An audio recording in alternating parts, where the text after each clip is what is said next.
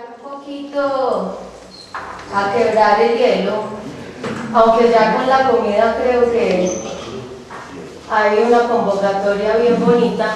Les voy a poner una canción que a mí me encanta y que además es de una de nuestras grandes cantautoras y que muchos no conocen y desconocen, así como la amplísima y vasta gastronomía colombiana. Entonces les voy a poner esta cancioncita que es preciosa.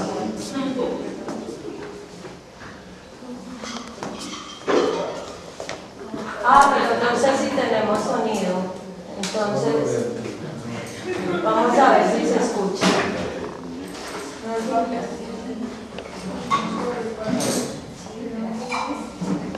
No sé si se va a escuchar mucho. ¿Quién es Dios?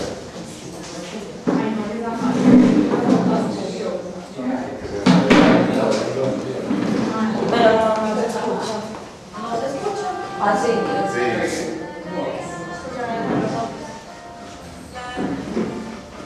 Empatado.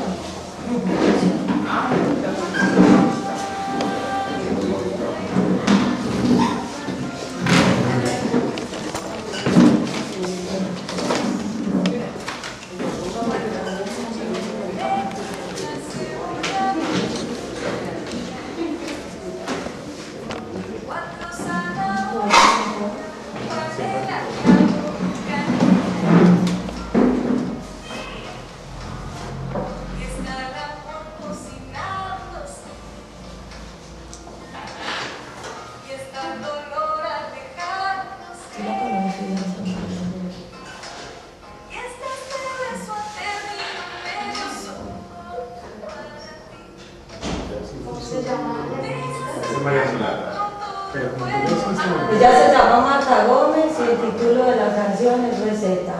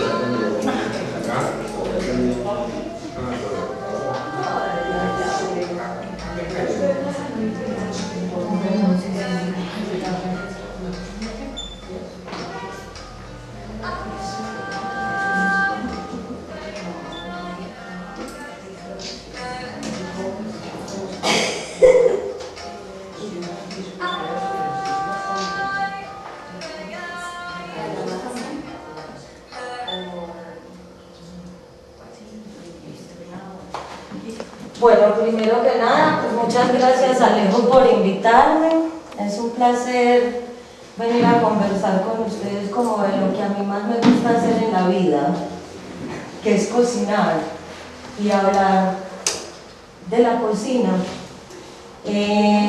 Alejo pues en su residencia en Casa Tres Patios está vinculado pues como su obra al paisaje. La semana pasada estuvimos juntos haciendo unos nidos de caramelo que nos costaron un montón, quemaduras de tercer grado, pero lo logramos. Finalmente al otro día la humedad hizo lo suyo y hasta ahí llegó.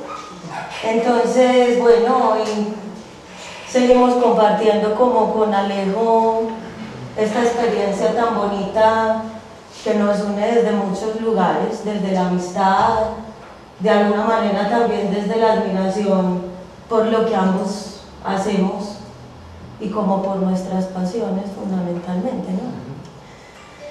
Entonces, hoy vamos a hacer como un pequeño recorrido por la gastronomía. Vamos a hablar inicialmente un poquito como de las cocinas tradicionales y de lo que eso significa pues en la vida y en el crecer de cada uno. Si aquí hay gente de otros lugares de Colombia, sería muy bonito, incluso pues de acá también sería muy bonito que alguno nos contara de un plato de su mamá, de su niñez, esas cosas que nos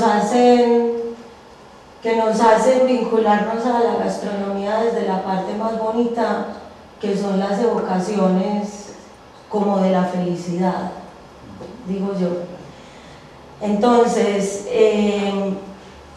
como todo eso lo podemos vincular a un paisaje, ¿cierto? La gastronomía, la cocina no está desligada nunca de los paisajes. Y empezaríamos entonces a conversar con esta frase de uno de los grandes cocineros de los últimos 20 años, español, de Josep Pla, que dice que la gastronomía de una tierra es su paisaje en la cazuela. ¿Cierto? Si nosotros nos ponemos a pensar, en definitiva, todo lo que llega a nuestras mesas depende de esas cosas que tenemos alrededor, de ese paisaje que tenemos alrededor. Es decir, no es gratuito, todos lo sabemos que en Medellín comemos arepa por una razón y que comemos cerdo por una razón, ¿cierto? Vivimos entre montañas, estas montañas a nosotros nos condicionan culturalmente desde todos los aspectos, no solo gastronómico. Yo a veces digo que para bien y para mal, pero eso es un asunto muy propio, pues. Yo pienso que Colombia es un país absolutamente rico gastronómicamente, que nuestra cocina podría ser tan reconocida en el mundo como la cocina peruana, que tanto está en boga en los últimos tiempos, ¿cierto? Pero que acá hay muy poco reconocimiento de lo propio, incluso de nuestros paisajes. Colombia es un país con 3 cordilleras, 2 océanos, tiene selva, que no puede producir este país desde el paisaje. Tristemente, en estos días, por ejemplo, hablábamos de la quinoa, que está súper de moda en Medellín, no sé, de un momento a otro toda la gente saludable, toda la gente muy top, come quinoa. Y la quinoa es carísima, carísima. La quinoa es un alimento absolutamente ancestral, prehispánico y andino, además, a eso vamos. Entonces con Alejo justamente nos hacíamos esa pregunta, y entonces ¿a qué horas, en qué momento desapareció la quinoa de la alimentación en estos lados? Porque aquí también se alimentaban de quinoa. Ese poco reconocimiento del paisaje nos ha llevado a muchas... Y tuve la oportunidad de estar muy cerca de la unidad de gastronomía, donde en algún momento empezamos a hacer un levantamiento de tradiciones gastronómicas en los 24 municipios del oriente antioqueño. Allí llegamos a encontrar datos de que en Colombia existían 127 tipos de maíz. Y no hace tanto, o sea, para nosotros puede sonar mucho, pero eso fue más o menos hace 150 años. Muy poco realmente, de los cuales en este momento solo cultivamos 6. En este recorrido que yo voy a hacerles hoy, un poco también por la historia de la cocina, yo lo que pretendo justamente con este recorrido es mostrar que desde la vanguardia la preocupación más grande de los grandes cocineros y de los pequeños en la actualidad es justamente recuperar todas esas tradiciones. Incluso hay muchas escuelas como las danesas que solamente se están dedicando a cocinar con alimentos que se producen a no más de 5 kilómetros a la redonda. Entonces se empieza otra vez a darle justamente la importancia que tiene a esos orígenes y al lugar donde vivimos. Entonces, bueno, vamos a seguir como con un poquito así de teoría más, hablando pues como de las cosas teóricas. La UNESCO ha contribuido a valorizar el patrimonio gastronómico mediante la promoción del valor universal excepcional de los paisajes culturales que están inscritos en la lista del patrimonio mundial, buena parte de ellos paisajes productivos, manifestaciones y expresiones culinarias y alimentarias tradicionales en la lista del patrimonio cultural inmaterial. Es una lástima pues que igual todas estas palabras simplemente se queden resonando, ¿cierto? Porque desde las instituciones se pueden crear muchas políticas, pero yo pienso que si nosotros no interiorizamos justamente esas políticas, pues poco se puede hacer desde lo social también. Ay, a ver, ¿qué es que esto se nos devuelve? Espérate. Es que exportó, como esto era una animación, entonces exportó las cosas. El paisaje cultural es el resultado de la interacción en el tiempo de las personas y el medio natural, cuya expresión es un territorio percibido y valorado por sus cualidades culturales, producto de un proceso y soporte de la identidad de una comunidad. El paisaje cultural, por supuesto, está condicionado totalmente por el paisaje natural. Entonces aquí es que yo quiero que ustedes me empiecen a contar un poquito. Yo sé que por allí hay alguien que viene de Manizales, Guillo que viene de Cartagena, que me empiecen a contar un poquito también cómo desde ese paisaje, desde otros paisajes que no son los paisas, ustedes también han vivido pues como la gastronomía en la casa donde crecieron. No, pues para mí es súper importante porque mi familia materna tiene un restaurante. Ah, mira. Entonces, siempre la relación de la comida fue, pues con la comida fue vital.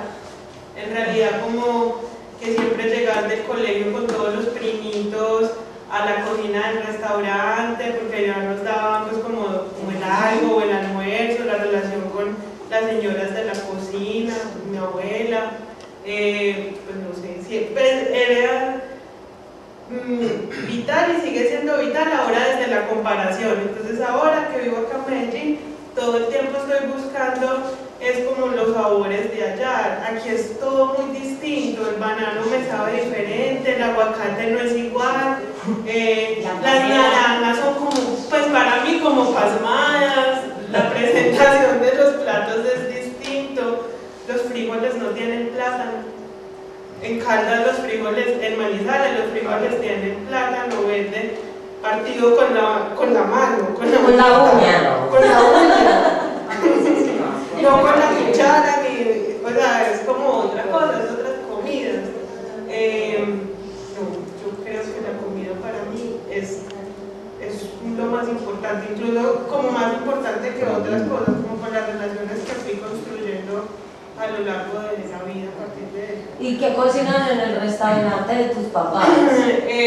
No, mondongo, frijoles, chuleta, lengua en salsa criolla. Lengua. Uy, qué buena, a mí me encanta lo de... ¿Cómo es la salsa criolla de la lengua que hacen? ¿Sabes? ¿Qué tiene esa salsa criolla? Tiene cebolla, tomate, aceite, no aceite de oliva, aceite común y corriente, porque no cocinamos con aceite de oliva y esas otras como modas que se fueron incorporando. Tiene un poquito de panela.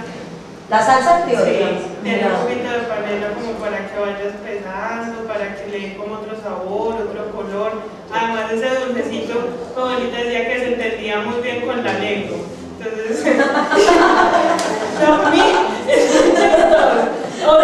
Otra salsa criolla para otras cosas, por ejemplo, venden albóndigas. Las albóndigas no llevan ese toque de la panela.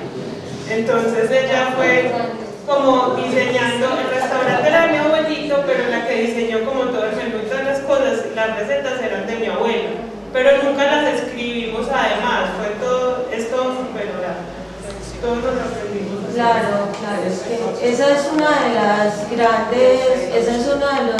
las grandes cosas por hacer en Colombia justamente, y también en muchos países de Latinoamérica.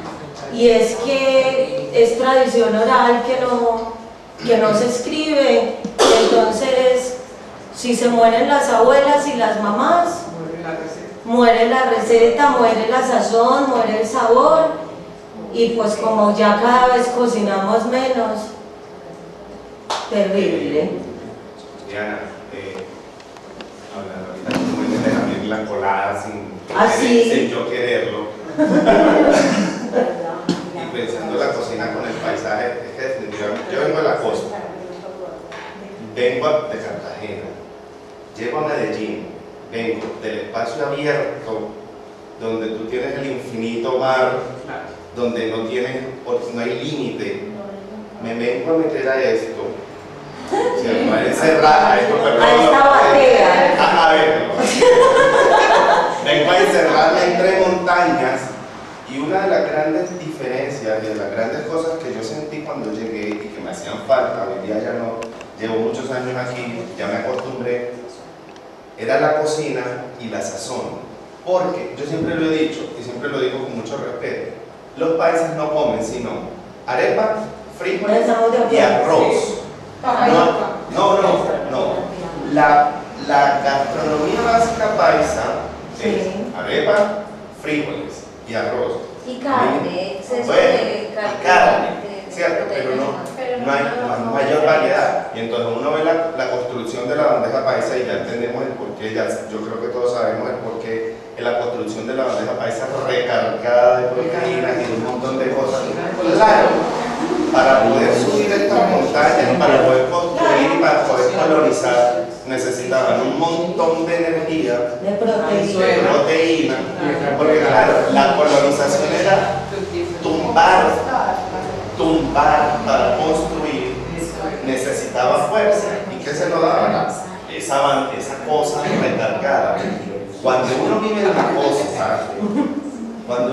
la costa, la gastronomía costeña es yo no lo estoy diciendo.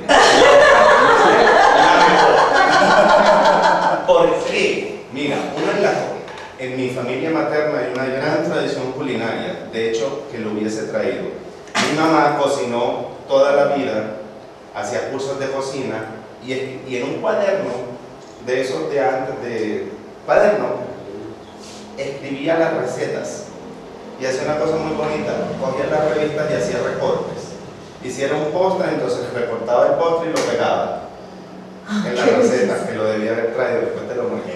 Un cuaderno súper bello. Mi mamá murió, entonces yo me quedé con el cuaderno. En la costa se come de todo. O sea, tú vas a la costa y tienes toda la comida del mar.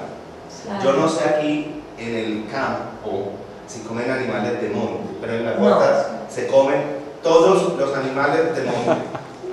El chicuiro, la iguana, no sé qué, o sea, ternero, no sé qué, todo. Y además no se desperdicia un ápice de la red, por ejemplo, porque en la costa se comen los sesos, el hígado, el bofe, la criadilla, de todo. La lengua que yo me acostumbré a comer en mi casa no es la lengua en salsa criolla, era una lengua, además, porque como en la costa se comen los dos sabores, el dulce y el salado.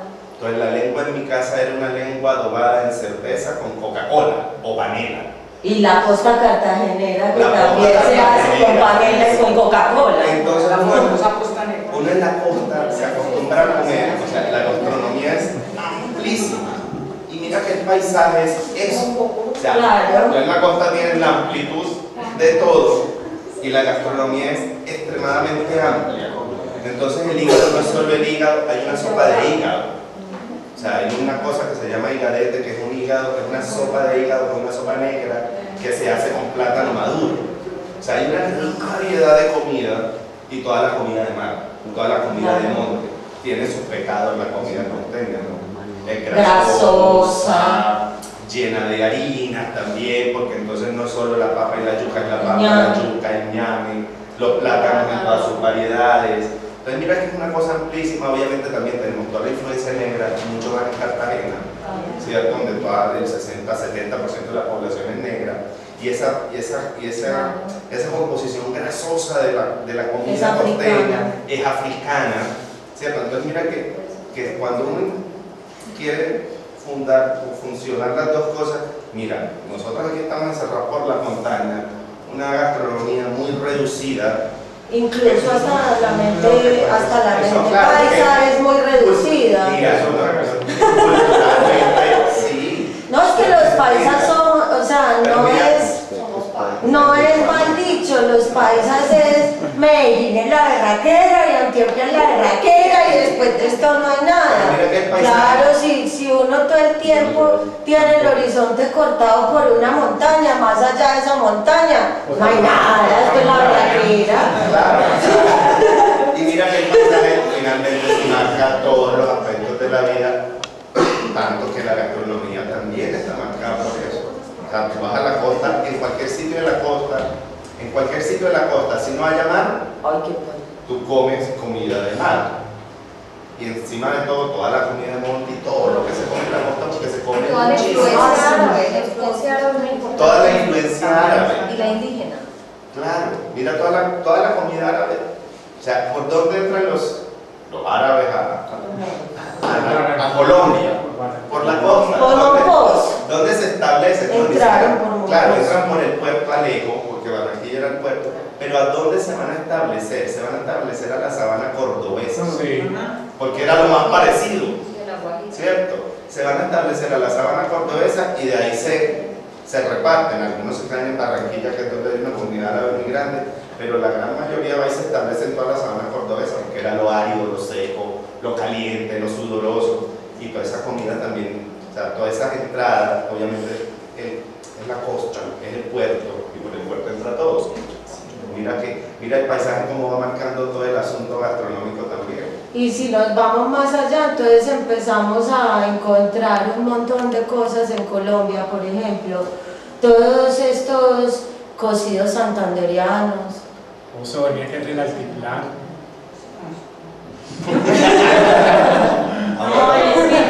Yo soy de Bogotá, pero mi mamá es costeña. Entonces en mi casa también se ha comido siempre, es como muy costeño. Y mi papá era de Cúcuta. Entonces él tenía como mucha influencia también de Venezuela, donde era Es muy su familia. costeño además Sí, también. entonces en mi casa no se comía muy bogotano, no se come muy bogotano. Es que de verdad, mira. Pues sí se conoce, pero En Cúcuta se come un caldo de pichón. La primera Sí. vez que yo probé esa vaina, yo vi ese caldo negro. No lo probé porque había que probarlo. Cuando me dijeron que era, yo dije no más. Caldo de pichón es la sangre. es Sí. Es la sangre. Pero mira que esas son cosas que uno no ve por aquí, ¿cierto? O sea, son un montón de Pero cosas. bueno, que uno- sí, mi amor. Es Pero la veamos. sangre de- Ahora se come morcilla. Pero tomarte una sopa negra. Caldo, Pase morcilla.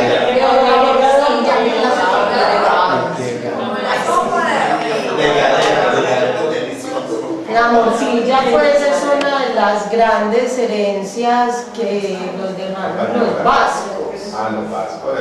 Los vascos, es una de las grandes herencias que nos dejaron ellos. Bueno, yo pues desde mis experiencias en Argentina también tengo unas historias hermosas. Yo hice un viaje por el norte argentino que me cambió la manera de ver ese país, porque pues uno desde acá y desde el desconocimiento y desde muchas cosas, la ignorancia es atrevida, suelen decir los viejos, piensa uno pues que Argentina es aquel país europeo, ¿cierto? El país europeo. Y no, Buenos Aires es eso. Y eso que hasta ahí pues, porque también es sumamente latina, pero Argentina es un país absolutamente indígena también. Y el norte es justamente el contacto como con toda esa herencia indígena, preciosa, los quilmes, los aymara, y pues condicionados por un territorio bastante hostil, donde llueve muy, muy pocas veces al año, y curiosamente solo llueve en verano, y donde hay punas, que son las alturas que están a más de 4.300 metros de altura.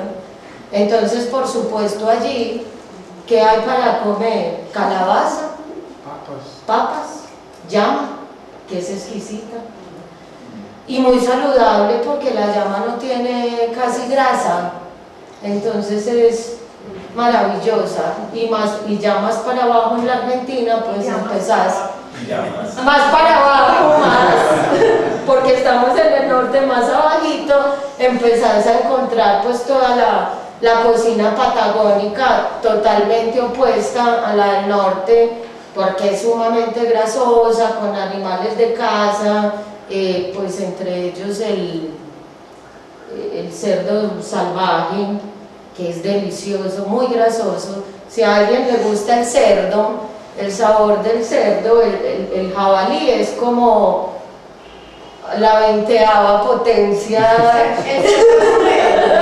del sabor. No, para nada. Salvaje. Y entonces la cocina en la Patagonia es muy grasosa, además justamente ese paisaje que condiciona pues esas dietas, porque la Tierra del Fuego y la Patagonia esos son lugares con unas temperaturas que pueden llegar a bajar, no sé, en Ushuaia a menos 30, menos 40 grados en invierno. Necesitas grasa. Entonces necesitas Mucha grasa. el cordero pues y los guisos de cordero en esas salsas pesadas que después dicen los franceses que las inventaron, pero no es así obviamente. Entonces bueno, esa relación pues como con el paisaje, cuando venía a hacer iba a hacer el conversatorio, ¿de qué vas a hablar? Ah, de cocina y paisaje, y mucha gente como, ¿y eso qué tiene que ver? Pues, ¿cómo que qué tiene que ver? Vos cocinás con lo que tenés alrededor, Entonces, bajo todas esas cosas y esas historias que nos acabamos de contar, pues podemos llegar a una conclusión, y es que, en definitiva, el paisaje evidencia los orígenes agrícolas de un territorio y, por supuesto, da lugar a todos esos platos y a todas esas herencias. Y entonces aquí podemos empezar a hablar más concretamente de las cocinas tradicionales. Yo les quiero contar una anécdota pequeña. Quién sabe, pues, porque une muy bonito lo que tú propones, que es paisaje de cocina. ¿Alguien conoce el helado de paila? Sí. ¿Saben de dónde viene? De Pasto. Bueno, la historia es muy bonita porque ahí sí, como literalmente el paisaje se funde en el plato. Resulta que en Pasto, en San Juan de Pasto, hay una tradición, y es que en épocas donde no había refrigeradores y todas esas cosas y estos aditamentos para hacer hielo, entonces bajaban el hielo de los nevados y son en unas pailas de cobre muy amplias. Ponían este hielo y le agregan, todavía hoy en un par de lugares tradicionales, le agregan unos almíbares de frutas o de leche y empiezan a batir, y entonces de ahí sale como ese raspado, y ese es el helado de paila, y viene justamente de eso, de fundir un pedazo del paisaje en el recipiente. Entonces me parece que es como una figura muy hermosa, muy poética para lo que ellos en el concepto quieren vivir hoy. Otra cosa que me ha tenido muy conmovida por un trabajo que estaba haciendo, entonces uno empieza a leer y a buscar cosas. Cuando tú hablas, por ejemplo, que en esa indagación en algunos municipios encontraron 100 y tantas variedades de maíz, pues es impresionante. Lo mismo, uno va aquí al mercado y básicamente con un esfuerzo enorme hace un ajiaco, ¿cierto? Nevada, capira, sabanera, criolla, y pare de contar. Y eso que sé cuatro, apuesto que muchos no sabían ni cuatro. ¿Por qué? Porque se nos han olvidado. Y resulta que en el mundo andino, ¿cierto? En el alto andino hay, no les puedo decir ahora la cifra porque además oscilan unas diferencias de criterio en cientos o miles, pero hay una variedad infinita de papas y apenas si llegamos a eso. Pero todo eso tiene que ver con una cosa que se llama, no sé, como la mirada sobre el proyecto civilizatorio hoy, o un tema que se está poniendo muy sobre la mesa, que es la ecología humana. Entonces, por ejemplo, ¿quiénes son, de dónde es la responsabilidad que cada vez tengamos menos variedades en la tierra y por tanto en la mesa? De que los grandes consorcios de los alimentos, eso, Monsanto, etcétera, ese y otros tantos santos, ¿cierto? Nos han puesto han simplificado porque es más productivo tener un número infinito de hectáreas de una a tres variedades. O sea, los costos de la producción, la mecanización, los insumos, etcétera, son mucho más económicos. Entonces, por eso se habla de que la verdadera revolución de la diversidad biológica, por lo menos en tanto el alimento, está en el regreso al huerto casero. Entonces, de ahí viene eso, que finalmente la papa se nos volvió un genérico, papa, ¿cierto? No hay papa, capira, no sé qué, y así sucesivamente. Entonces, esas dos cosas, por la variedad y porque cada vez tenemos menos elementos, y como esa pregunta del alimento y el paisaje y la sostenibilidad, digamos, de la biodiversidad biológica y cultural, como es el posible proyecto de ecología humana. Ya estamos tarde porque no se ven visos de parar, ¿no? Que se me viene a la cabeza en este momento, yo no sé si es solamente de mi familia o es una cosa de los paisas, que me parece. Claro. Está tirando muy duro. El paisaje, la gastronomía, pues sí, es muy monótona. Llega Semana Santa, hay que hacer vigilia, preparan unas cosas, unos pescados y unos platos deliciosos porque hay que hacer vigilia. Entonces, claro, se rebuscan un montón de recetas diferentes para cambiar, porque como no se puede comer carne ni cerdo, entonces hacen unas cosas. Sí, es que justamente a eso vamos. ahí vamos ya mismo a lo que estás diciendo.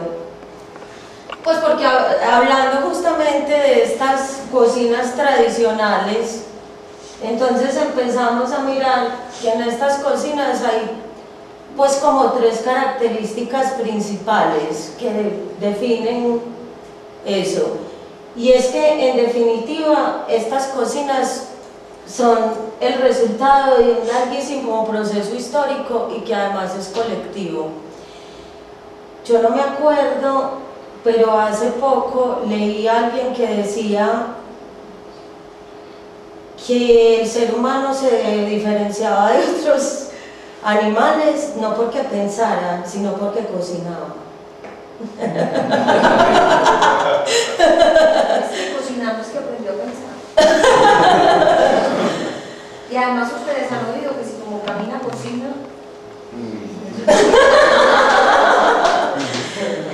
Bueno, otra de esas características y de ahí la importancia es que las cocinas tradicionales fomentan valores entre las familias, están completamente ligadas a las familias y hacia esa solidaridad y hacia eso que se crea al interior de una casa cuando una madre alimenta a sus hijos. Y además de eso, de lo que estabas hablando vos, es que justamente como que en esas cocinas se crean como unos sistemas culinarios al interior de las cocinas tradicionales, se crean sistemas culinarios y esos sistemas culinarios tienen implícitos unos rituales, unas maneras de comportamiento, y entonces ahí entra pues como en un papel muy importante lo que vos decís, ¿cierto? Los rituales que cada sociedad establece para cocinar también en ciertas épocas del año, y eso también depende del paisaje, ¿cierto? Los rituales incluso de la vendimia, ¿cierto? Un montón de esos sistemas. Alejandro tiene una historia que a mí me conmovió mucho, de un ritual que a mí me pareció de las cosas más divinas que le tocó presenciar cuando hizo el rural. Y es esa comida indígena, netamente indígena, que está libre pues como de ese colonialismo, de esas comidas mezcladas, y allá es una comida básicamente de selva y de pesca, que tienen el conuco, donde el indígena cultiva la yuca brava, porque es una yuca que se llama yuca brava, que requiere un proceso especial para poder hacer el mañoco, para poder hacer el casado, que tienen también su plátano. Básicamente es eso, los tubérculos, y ellos no tienen tubérculos como tal, son plátano y yuca como tubérculo, no tienen papa o algo así. No, estamos hablando del guichada, que es selvático completamente. Entonces hay una receta, una preparación que es sencillamente exquisita y se llama pescado moqueado. Y es el bocón, que es un pescado que de escama, porque hay pescado de cuero y pescado de escama, entonces es un pescado de escama que lo cogen, es un pescado de más o menos unas dimensiones así de unos 60, 70 centímetros. Es el hermanito del bocachico. Bocachico y bocón. Y bocón.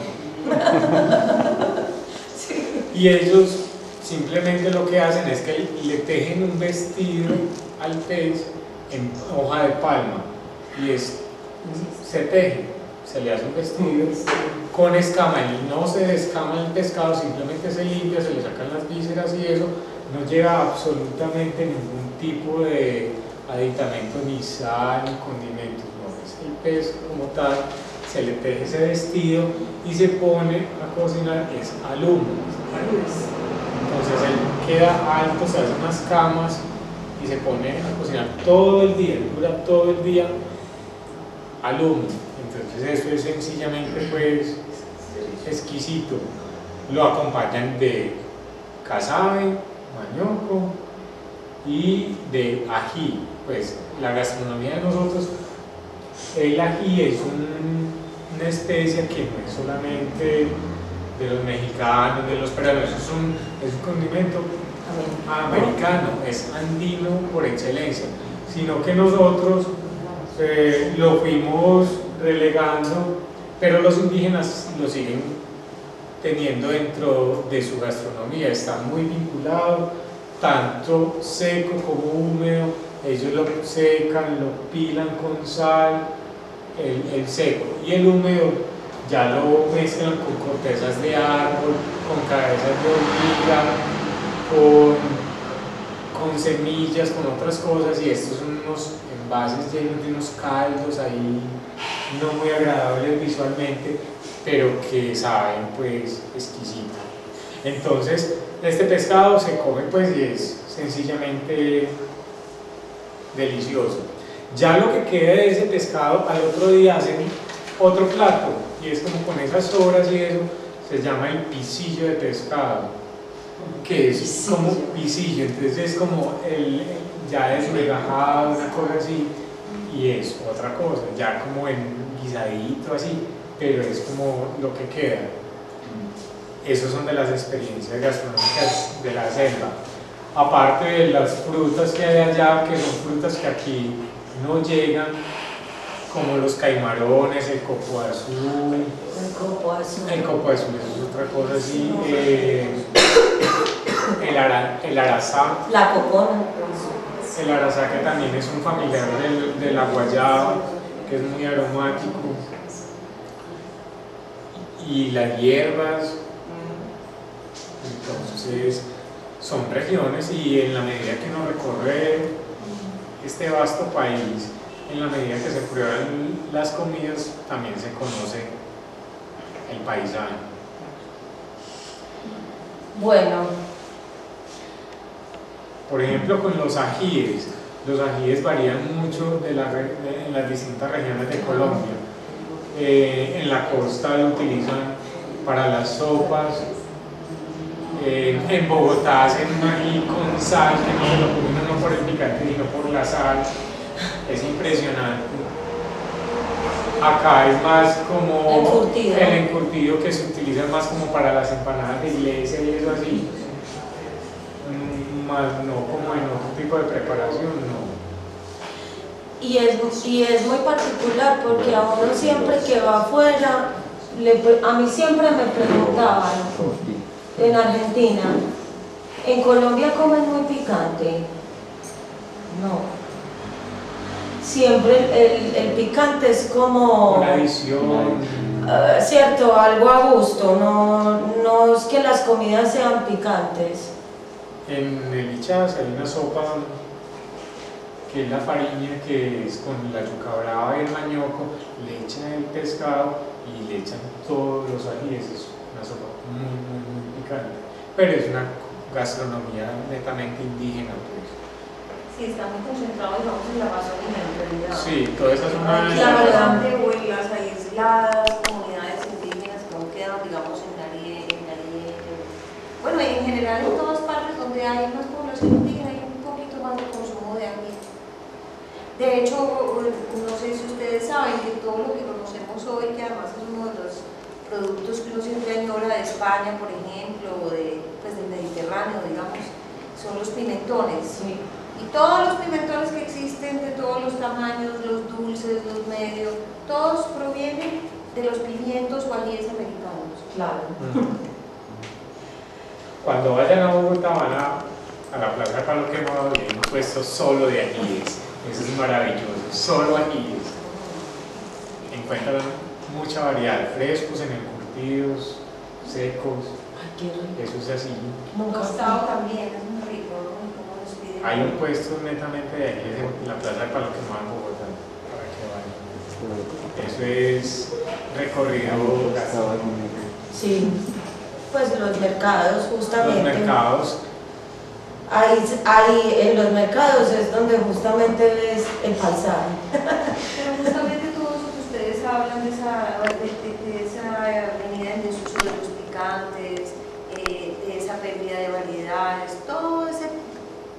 digamos, ese paisaje ya oculto, sumergido, fíjense que tiene que ver mucho cuando se desarticulan como las valoraciones y las matrices culturales de los pueblos. Entonces, como nosotros, voy a decir una cosa cruel, pero está chévere, dicen que los colombianos, ¿no? Que la clase baja quiere ser mexicana, ¿no? La clase media de Miami y la clase alta inglesa. Mientras nos ocupamos por esos tres escenarios, no hemos mucho sabido qué hacer con esto y nos hemos embolatado. Y ahí es donde nos hemos quedado con una comida insípida, a la escala de no de un lugar para comer, un restaurante que restaura, sino del tragadero. Eso es tenaz, de verdad hay que pensar hasta en la estética misma de las palabras. O sea, yo no trago, yo me alimento y disfruto la comida por básica y simple que sea. Una papa hervida es un manjar de lo insípido, pero no tiene que ser una cosa para tragarse, ¿cierto? Es fuerte eso, es muy fuerte.